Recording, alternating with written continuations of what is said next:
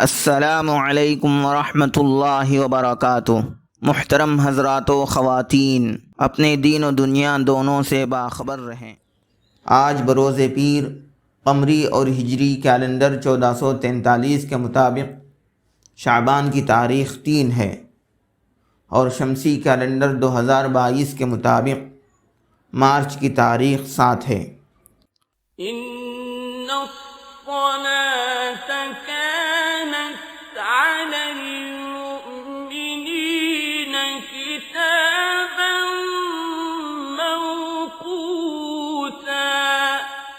بے شک نماز کا مومنوں پر اوقات مقررہ میں ادا کرنا فرض ہے۔ تو چلیے ہم نمازوں کا اہتمام شروع کریں اور اگلی 5 نمازوں کے اوقات نوٹ کر لیں۔ شہر کڑپا میں آج فجر کا ابتدائی وقت 5:14 ہے، 5:14 ہے، اور آخری وقت 6:26 ہے، 6:20 ہے۔ اس کے 1 منٹ بعد طلوع آفتاب ہے۔ ظہر کا ابتدائی وقت 12:26 ہے، 12:20 ہے۔ عصر کا ابتدائی وقت 4:42 ہے، 4:40 ہے۔ مغرب کا ابتدائی وقت 6:29 ہے، 6:20 ہے۔ عشاء کا ابتدائی وقت 7:37 ہے، 7:30 ہے۔ عشاء کا آخری وقت 5:09 ہے، 5:09 ہے، اور سحری کا آخری وقت بھی یہی ہے۔ آج کی نصیحت بغور سماعت فرمائیں۔ بسم اللہ الرحمن الرحیم۔ دوستو، حضرت عائشہ صدیقہ رضی اللہ عنہا فرماتے ہیں رسول اللہ صلی اللہ علیہ وسلم کو جوتا پہننا، کنگھی کرنا اور اپنے تمام اچھے کاموں کو دہنی طرف سے یعنی رائٹ سائڈ سے شروع کرنا پسند تھا۔ یہ حدیث صحیح بخاری میں ہے، حدیث نمبر 168۔ آخر میں نوٹ فرما لیں کہ 5 وقتہ نمازوں کے اوقات 3 دن پیر، منگل اور چہارشنبہ کے لیے ہیں۔ من جانب دفتر محکمہ شرعیہ اسلامیہ، مسجد فاطمۃ الزہراء، محل نقاش، کڑپا، آندھرا پردیش۔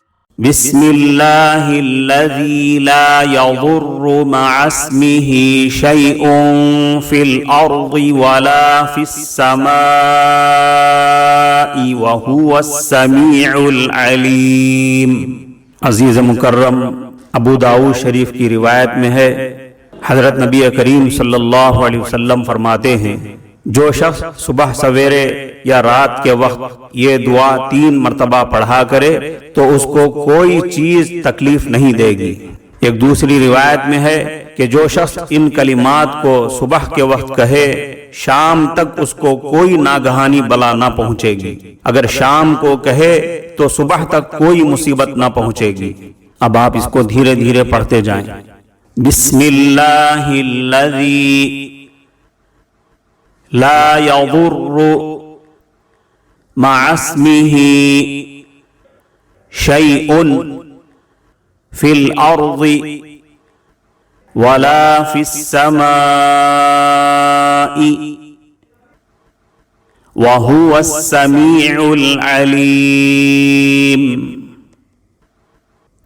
اس کا ترجمہ ہے، اس اللہ کے نام سے صبح یا شام کی جا رہی ہے جس کے نام کی وجہ سے کوئی چیز آسمانوں میں اور زمین میں تکلیف نہیں دے سکتی۔